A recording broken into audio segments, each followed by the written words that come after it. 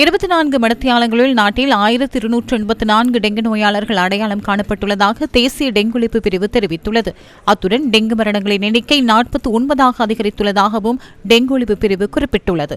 வருடத்தின் இதுவரையான காலப்பகுதிக்குள் டெங்கு காய்ச்சலால் பாதிக்கப்பட்டோரின் எண்ணிக்கை 71,235ஆக பதிவாகியுள்ளது. கம்பஹா மற்றும் கொழும்பு மாவட்டங்களிலேயே அதிகமான டெங்கு நோயாளர்கள் பதிவாகியுள்ளனர்.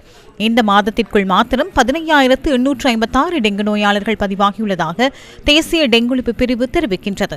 நாட்டின் 175 சுகாதார வைத்திய அதிகாரி பிரிவுகள் தொடர்ந்தும் டெங்கு அபாய வலயங்களாக பெயரிடப்பட்டுள்ளதாக தேசிய டெங்கு ஒழிப்பு பிரிவு சுட்டிக்காட்டியுள்ளது.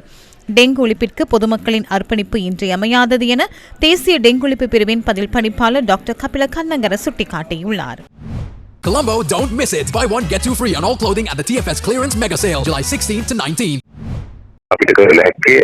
நுளம்புகள் பரவும் இடங்களை அகற்றுவது மாத்திரமே எங்களால் செய்யக்கூடிய ஒரு விடயம். நுளம்பு குடும்பங்களில் இருந்தே நுளம்புகள் உருவாகின்றன. நுளம்பு குடும்பிகள் உருவாக்கும் இடங்களை நமது வீடுகள், நிறுவனங்கள், வழிபாடு தலங்கள் மற்றும் பாடசாலைகளில் நாம் காண்கின்றோம். இந்த குடும்பிகள் வளரக்கூடிய பாத்திரங்கள் மற்றும் தண்ணீர் தேங்கும் பொருட்களே இந்த நிலைமைக்கு காரணமாக அமைகின்றன.